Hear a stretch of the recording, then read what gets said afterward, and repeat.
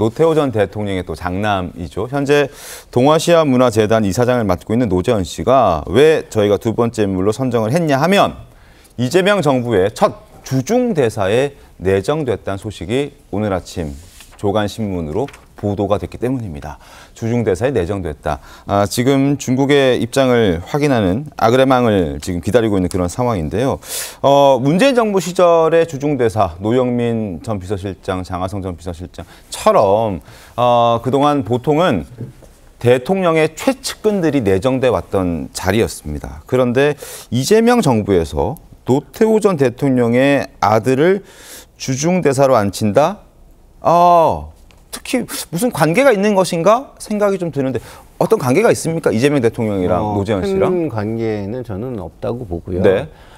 우리 민주당 쪽에서는 노재현 씨에 대한 좀 약간 좋은 평가를 합니까? 평가를 가지고 있죠. 왜냐하면 그 5.18과 관련해서 네네. 적극적으로 이 문제를 뭐 역사적인 어떤 책임을 지려는 모습 그리고 다른 사람들의 어떤 역사적 평가나 이런 거에도 바르게 그 안착되기를 바라는 그런 네. 모습을 보여줘 왔잖아요.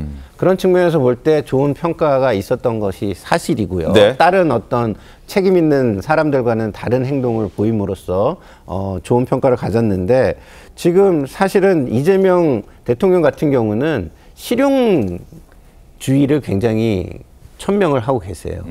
그리고 노재현 씨와 그 노재현 씨 부친 네. 노태우 전 대통령 네. 같은 경우는 중국과의 또 특별한 인연, 한중 수교를 처음 네. 만들어내기도 했고, 그 다음에 또 노재현 씨도 중국과의 관련에 있어서 뭐 모임도 하고 거기와 관련해서 관심 있는 행동들을 많이 했었기 때문에 이런 부분으로 볼 때 굉장히 효과적으로 중국 외교를 할 수 있겠다. 그리고 어떤 진보 진영에 대한 어떤 편향된 시각으로 보이지 않는 것까지도 할 수 있는 어떤 그 폭넓은 그렇죠 네트워크와 어떤 행동의 어떤 자율성이 좀 제공이 될 수도 있겠다 이런 생각을 한 것 같고요. 네. 그리고 무엇보다 또 이재명 대통령께서 강조하는 것이 통합의 정치입니다. 그래서 어떤 통합의 메시지도 줄 수 있는 인사였기 때문에 선택을 한 것이 아닌가 개인적으로 이렇게 좀 평가를 해봅니다. 네, 김상인 평론가께서 이제 평가를 해주신 것처럼 국민 통합의 의미도 찾을 수 있다라는 평가들도 나오고 있습니다. 그리고 노재현 이사장이 그간 개인 자격으로 또 광주를 찾아서 직접 유가족들에게 사죄하는 그런 쉽지 않은 행보도 해왔던 인물이기도 합니다. 자, 4년 전 노태우 전 대통령의 빈소에서 5.18 희생자들에게 아버지 대신해서 용서를 구했던 모습 화면을 보겠습니다. 5.18 희생자에 대한 가슴 아픈 부분이나 본인의 책임 또 본인의 과오가 있었다면 너그럽게 용서해 주시고 또 역사의 나쁜 면은 본인이 다 짊어지고 가시겠다. 5.18의 상처를 치유하고 또 화해하기 위한 노력은 나름대로 하신 걸로 알고 있습니다. 노재현 씨의 이제 중국과의 인연은 아버지인 노태우 전 대통령 시절로 거슬러 올라갑니다. 아버지인 노 전 대통령이 재임 기간 중인 1992년에 중국과 수교 협정을 맺었잖아요. 그때부터 아마 자연스럽게 중국과 가깝게 지낼 수 있었던 것으로 보여집니다. 그리고 한국 대통령으로서는 처음으로 이제 중국을 공식 방문했던 노 전 대통령이기도 한데요.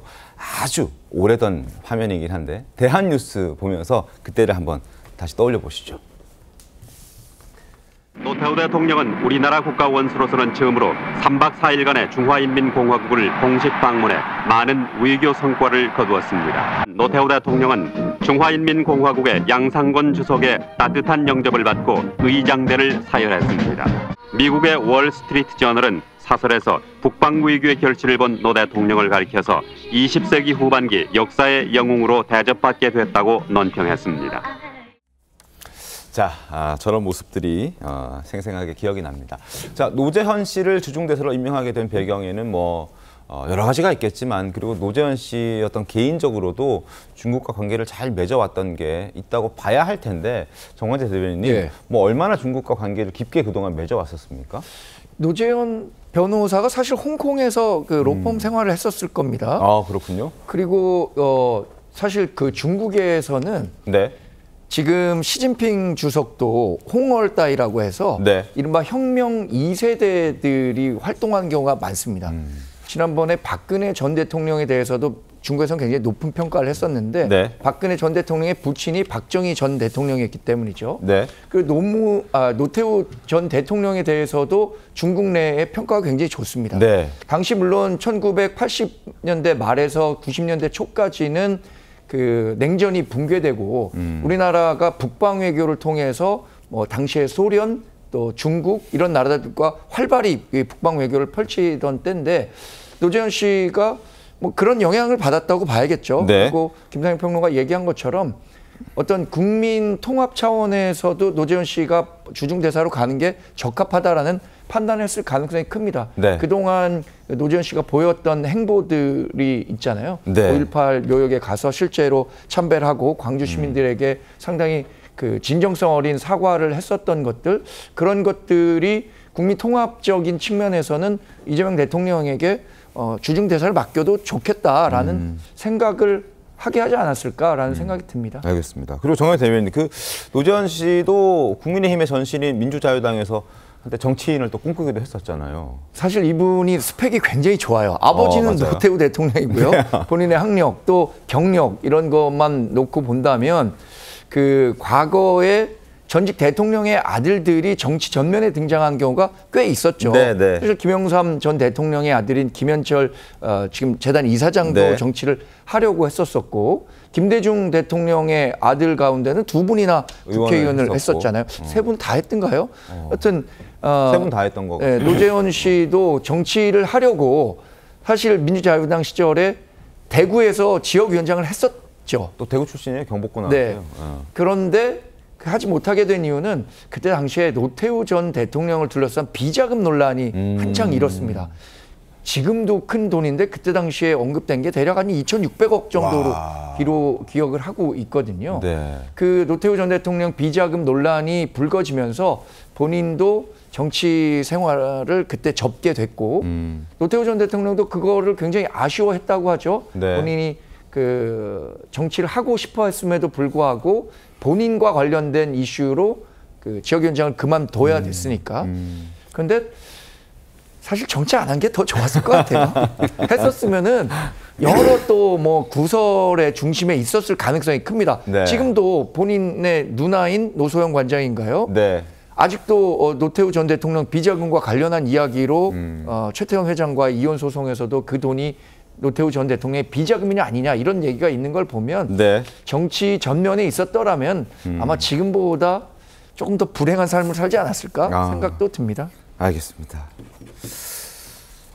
근데 왜 다들 정치인 하려고 그러는지 모르겠습니다. 자, 근데 지금도 조금 전에 언급해 주셨는데 누나가 이제 노소영 관장입니다. 노소영 관장과의 사이는 사이가 좋습니까? 어떻습니까? 가족 관계는? 사이가 굉장히 좋은 것으로 보입니다. 이제 앞서서도 이야기가 나왔지만 조카 최민정 씨가 이제 해군사관학교에 들어갈 때 그리고 나올 때 다 동행한 것으로 지금 알려집니다. 그러니까 그때 당시에 최민정 씨의 아버지 이제 최태원 회장이 복역 중이던 그런 상황이었거든요. 네. 그래서 이제 아버지가 함께 할 수 없다 보니까 조카의 뭐 아버지 격으로 이렇게 대신 참여를 해서 이렇게 동행을 한 모습을 보더라도 누나와 동생 사이가 그러니까 이제 노소영 관장과의 그 사이는 굉장히 돈독한 것으로 보입니다. 알겠습니다.